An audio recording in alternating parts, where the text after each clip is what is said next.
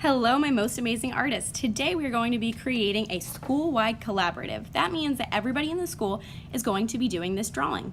So the first thing you do when you get your table and your bucket is you grab a piece of paper and you write your name. Something important you also need to write is your class code. No, don't actually write your class code, but write the first letter of your teacher's name with the number of the grade you're in. Then flip it over. You might want to start out in pencil. Today we're going to be drawing a self-portrait, which is a picture of the best looking kid we know, and that's you. Now, you only get one piece of paper because we don't want to waste trees. So even though that there's markers and Sharpies out there on your table, you might want to start in pencil, knowing that you'll be able to erase. So I started out drawing my face by drawing a big U. Then I come down, draw my neck and my shoulders. After I draw my neck and my shoulders, I'm going to give myself some eyes. I draw an arch, and I go ahead and I could flip it over to finish that arch or that curve. I draw circles for my eyes. I need a pupil, which is the middle of the eyes, just a dot. Now you can see if I need to erase, I can, but it does not erase all that well. So you want to make sure that you do it very carefully. I added eyelashes, eyebrows, then I need a nose and a mouth. I started with my mouth first, but it's up to you.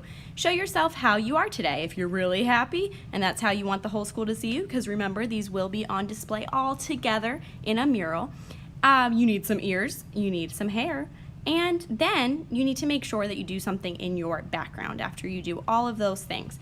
So I'm going to go ahead and start outlining in Sharpie. When you're outlining in Sharpie, make sure you work slow and carefully, outlining all your pencil lines. When you're done outlining, you can take an eraser to erase your pencil lines if you want to make it a little bit neater, but that's up to you. Something else that you need to make sure that you do is add a background, and I think that's the next thing that I'm going to do. Remember, these are going to be monochromatic self-portraits, which means one color. You will be using the color of the table team that you're sitting at.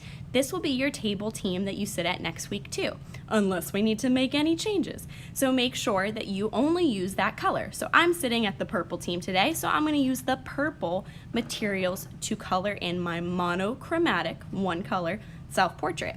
Now, that does not mean I just go ahead and color the whole thing in purple. I'm going to take my time and use colored pencils, marker, and crayons to color in that space, and you'll see that in just a second. Right now I'm erasing those lines. So after erase, I'm ready to color in my face. I'm starting out using colored pencil on my face.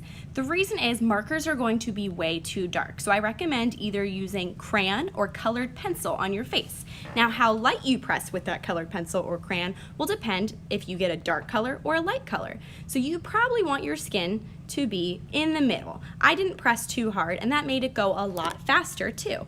So after I do my face, then I can use markers, I can use crayons, I can use anything I want and press as hard as I want. But remember, when you're using a marker, you might want to work on its side. When you use the side of a marker, that makes sure you get the thick and juicy side of it, and it works really, really well. So I'm using my marker on my side to get a larger line. But make sure that you never press down too hard on the markers, because everything is brand new this year. I bought it just for you, and we want to keep it really nice.